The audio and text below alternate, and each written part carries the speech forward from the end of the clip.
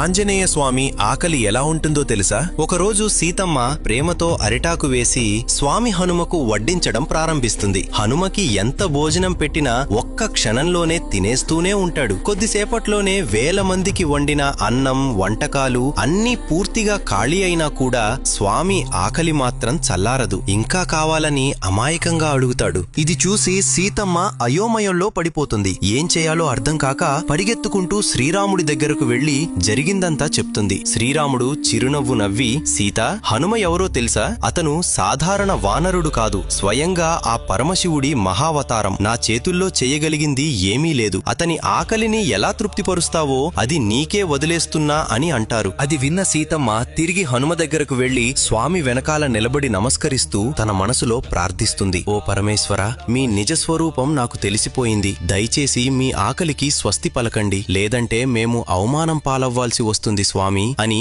పంచాక్షరీ మంత్రాన్ని భక్తితో జపిస్తుంది. ఆ వెంటనే హనుమంతుడు తృప్తి చెందుతాడు. సీతమ్మ హనుమ వైపు తిరిగి, ఏం నాయనా, ఇంకాస్త వడ్డించనా అని అడుగుతుంది. అప్పుడు హనుమ, చాలు తల్లి, నా కడుపు నిండిపోయింది, ఇక నేను ఏమీ తినలేను, భోజనానికి ధన్యవాదాలు అని నమస్కరించి అక్కడి నుండి వెళ్లిపోతాడు. జై హనుమాన్ అని కామెంట్ చేసి ఛానల్ ను సబ్స్క్రైబ్ చేసుకోండి.